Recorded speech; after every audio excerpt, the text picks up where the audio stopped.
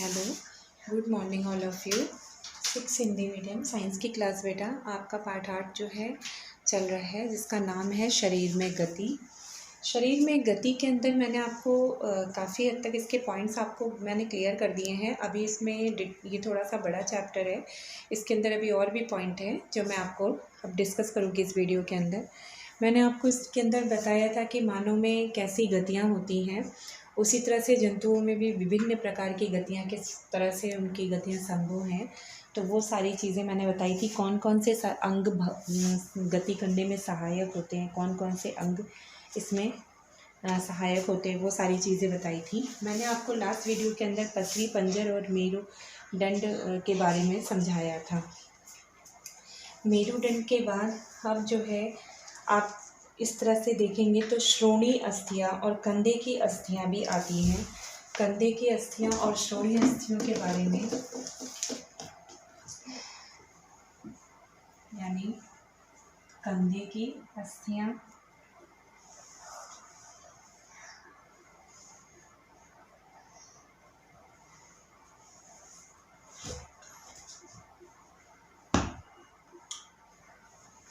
कंधे की अस्थियाँ और श्रोणि अस्थियाँ, ये दोनों आपके आती हैं। श्रोणि अस्थियाँ भी इसी तरह से आपको, यानी श्रोणि अस्थियाँ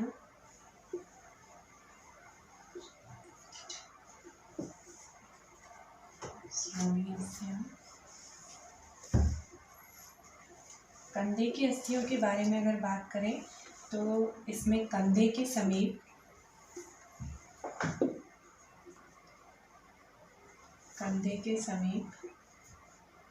दो उभरी हुई संरचनाएं, दो उभरी हुई अस्थियां,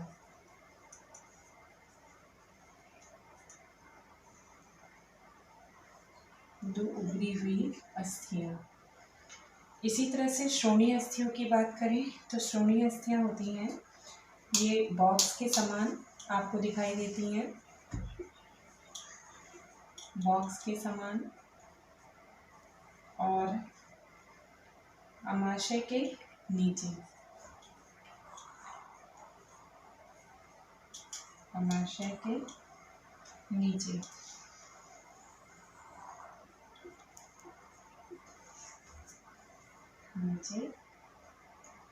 पाई जाती है।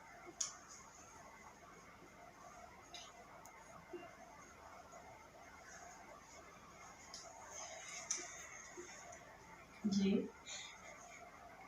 कूल्हे का हिस्सा है जिसके सहारे आप बैठते हैं, ये कूल्हे का हिस्सा है। तो इस तरीके से आप देख रहे हैं। पहले आपको लास्ट वीडियो के अंदर मैंने आपको मेरुरज्जु और पसली पिंजर के बारे में बताया था, और इसमें आपको अब आगे डिस्कस चल रहा है कि कंधे की अस्थियाँ और श्रोणि अस्थियाँ दोनों क्या हैं।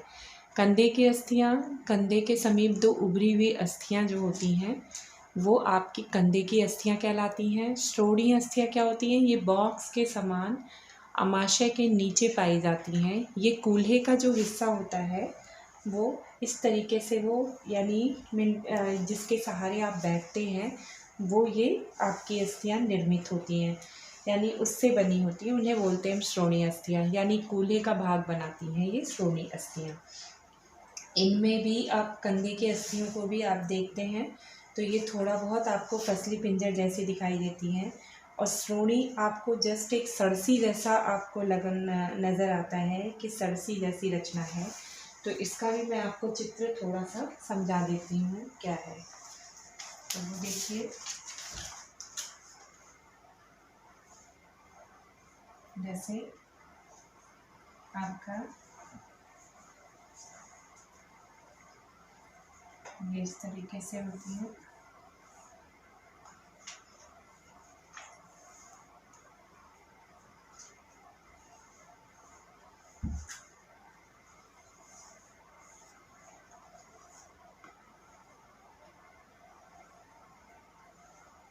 तो ये जो अस्थियाँ हो गई ये आपकी हो गई कंधे की, ये इस तरह से दिखाई देती हैं, देखिए कंधे की अस्थियाँ।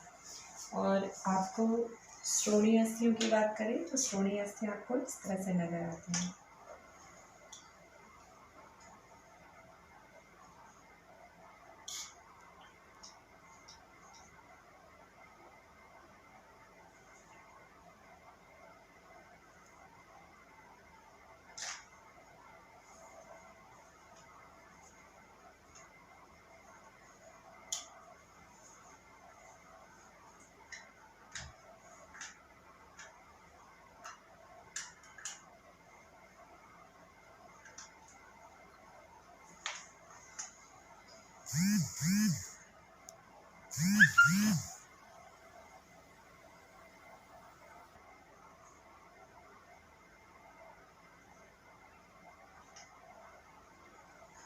तो कुछ इस तरह से आपको वो श्रोणीय अस्थियाँ, एक सरसी जैसी रचना आपको दिखाई देती है, जैसे सरसी होती है, तो इस तरीके से आपको वो रचना नज़र आती है।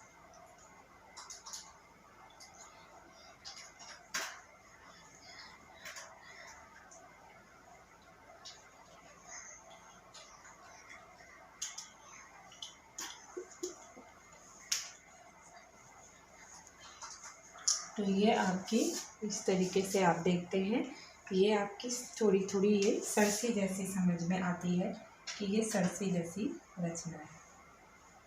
तो ये आपकी श्रोणीय अस्थियाँ। इनमें दोनों अस्थियों के बारे में, जैसे आपने पसली पिंजर और मेरुदंड के बारे में पढ़ा था, है ना, उसी तरह से मेरुदंड जैसे आपकी रीढ़ की हड्डी के अंतर्गत वो अस्थियाँ पाई जाती थी, और पसली पिंजर सीने के पास जो आपके पाई जाती है, जो यहाँ पर होती है। कंधे के समीप उभरी अस्थियाँ बॉक्स के समान श्रोणी वाली जो होती है, ये कूल्हे का जो भाग निर्मित करती है। इसी तरह से आपके खोपड़ी यानी क्या है, खोपड़ी की अस्थियाँ ये एक दूसरे से जुड़ने से बनती हैं, खोपड़ी अनेक अस्थियों से मिलकर, और ये एक तरीके से पूरा एक बहुत महत्वपूर्ण अंग बनाती हैं। तो इस तरीके से भी आप लिख सकते हैं। नेक्स्ट आपकी खोपड़ी की अस्थियाँ, खोपड़ी की अस्थियाँ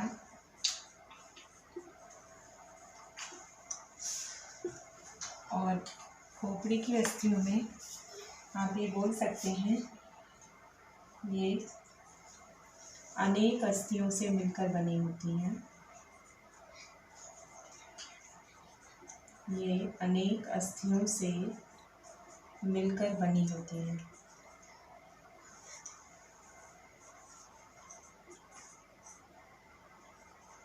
मिलकर बनी होती हैं, ठीक है।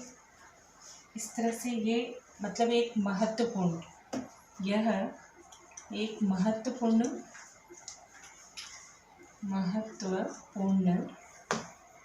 भाग बनाती हैं। तो ये याद रखिएगा, खोपड़ी की अस्थियाँ जस्ट आपको कंकाल जैसी इस तरीके से नज़र आती हैं, जैसे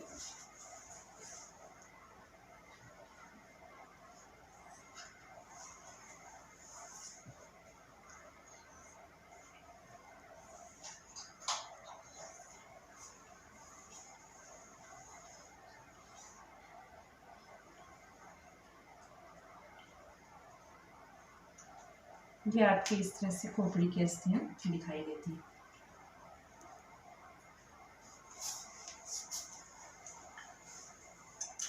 एक तरीके से ये इस तरीके से अंग निर्मित करती हैं। तो ये आपकी हो गई खोपड़ी की अस्थियाँ। खोपड़ी की अस्थियाँ इस तरह से आपको नज़र आती हैं, अनेक अस्थियों से मिलकर निर्मित होती हैं, बनी होती हैं, और बहुत शरीर का एक महत्वपूर्ण जो है अंग बनाती हैं। इसके बाद है उपास्थि। उपास्थि थोड़ी सी आपकी अस्थियों के तुलना में थोड़ी लचीली होती है। तो ये इनमें जो है लचीलापन होता है, अस्थि की तुलना में। अस्थि कठोर होते हैं और उपास्थि लचीली होती है। यानी कि जैसे आपने बोला जिन्हें मोड़ा, यानी वो उतने कठोर नहीं होती, इनको आराम से थोड़ा सा अस्थियों की तुलना में हम इन्हें मोड़ सकते हैं। तो उपास्थि कहाँ कहाँ पाई जाती है अब ये देखना है। तो ये इस तरीके से देखा बेटा आपने कि कैसे ये कंधे की अस्थियाँ, फिर श्रोणीय अस्थियाँ, फिर आपकी खोपड़ी की अस्थियाँ, यानी ये अनेक अस्थियों से मिलकर बनी होती है, एक महत्वपूर्ण भाग बना रही है। ये पूरा अपना जो चेहरा है उसके अंदर इस तरह से ये अस्थियाँ हैं, यानी ये नाक की हड्डी है और ये दांत का पोर्शन है जो अपना जबड़ा, ये है, ये पोर्शन है। आँख के नीचे है ये जो अपनी हड्डी यहाँ पर, वो है। तो इस तरीके से ये आपकी अस्थियाँ हो गई। अब आपका है उपास्थि। उपास्थि कहाँ पाई जाती है, तो उपास्थि के बारे में चर्चा करें। एक बार ये सारी आप चित्र भी बनाएंगे 6th क्लास। आप हमेशा अपने टॉपिक के अंदर जैसे जैसे मैंने चित्र बनाए हैं वैसे वैसे हर जगह चित्र बनाएंगे। अब उपास्थि नोट डाउन कर लीजिएगा इसे।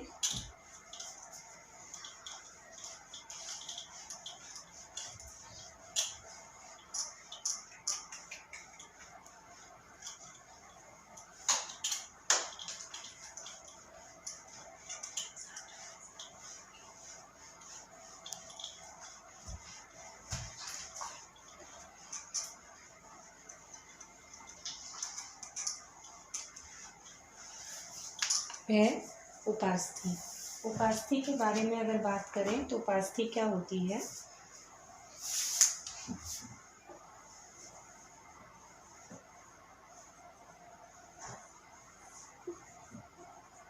ये अस्थियों की तुलना में,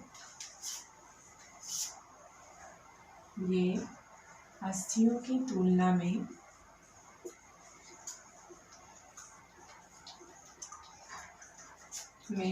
उतनी कठोर नहीं होती, उतनी कठोर नहीं होती। इन्हें आसानी से मोड़ा जा सकता है, इन्हें आसानी से मोड़ा जा सकता है। तो अस्थि और उपास्थि में यही अंतर है कि अस्थि की तुलना में उपास्थि थोड़ी लचीली होती है, इनको आसानी से हम मोड़ भी सकते हैं। ये उपास्थि हो गई। अब ये उपास्थि आपकी कहाँ कहाँ पाई जाती है, तो ये अब आपको देखना है। उपास्थि जैसे कान के ऊपरी भाग में उपास्थि होती है, कान के ऊपरी हिस्से में, ठीक है, वो इतना लचीला नहीं है, जिसे आप बोलते हैं कर्णपाली। इसी तरह से ये कठोर नहीं है। शरीर की संधियों में भी उपास्थि पाई जाती है। ऊपरी जो भाग होता है ना वो उतना लचीला नहीं होता। कर्णपाली क्या है, कर्णपाली इसके ऊपरी हिस्से में कोई अंतर महसूस होता है। क्या आपको लगता है कान का ऊपरी भाग उतना लचीला नहीं है? तो इसमें जैसे ये आप उपास्थि की बात करते हैं तो कान में उपास्थि पाई जाती है। उपास्थि इसके ऊपरी भाग में स्थित होती है।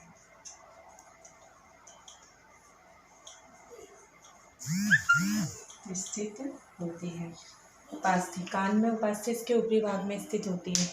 तो जैसे उपास्थि यहाँ पर, या आप पकड़ के देखिए, ये आपको यहाँ पर ना उतना लचीला, ये इस तरह से आप देखेंगे ना ऊपर से नीचे आएंगे तो आपको कान पकड़ते ही महसूस होगा कि ऊपरी हिस्से में अंतर आपको महसूस होगा। ऐसा लगेगा कि कान का ऊपरी भाग लचीला नहीं है और ना ही ये कठोर है उस जैसा। तो इस तरीके से उपास्थि वहाँ पर पाई जाती है। शरीर की कई संधियों में भी उपास्थि होती है। तो आप संधियों में भी उपास्थि की बात करते हैं तो कई प्रकार की संधियाँ भी हैं जहाँ पर उपास्थि है, वो भी आप मानव शरीर के अंदर देख सकते हैं। इसके बाद आती है बात कि पेशी संकुचित, यानी कि किस तरीके से पेशियाँ जो होती हैं वो आपकी संकुचन पेशियों में देखते हैं और शिथिलता देखते हैं। तो पेशियों में आप शिथिलता और संकुचन दोनों चीज़ें आप देख सकते हैं, वो आपके इसके नेक्स्ट भाग में हम देखेंगे। तो बेटा ये आपका पार्ट थोड़ा सा बड़ा है, एक एक करके हमारे पॉइंट को धीरे धीरे समझेंगे। इसके बाद आपका जो पॉइंट है वो हम नेक्स्ट वीडियो में आपका डिस्कस करेंगे, वो है पेशियों से संबंधित, पेशियों के बारे में बताएंगे। आज की वीडियो में आपने देखा कि आपने अस्थियों के बारे में डिस्कशन किया। अस्थियों में आपने मेरु, रज्जु और वो तो पढ़ ही लिया था। अब उसके बाद जो जाना वो श्रोणी की बात जानी, और श्रोणी के बाद उसके आपने कंधे की अस्थियां जानी और उपास्थि की चर्चा करी। उपास्थि कान के आपने देखा, कान में उपास्थि पाई जाती है। कई प्रकार के पूरे शरीर में संधियां होती हैं जहाँ पर आप उपास्थि को देखते हैं, जहाँ उतना कठोरता नहीं देखते। उपास्थि लचीली होती, इसलिए उसको हम मोड़ भी सकते हैं। तो आज के वीडियो में इतना ही, बाकी नेक्स्ट वीडियो में। Okay, bye.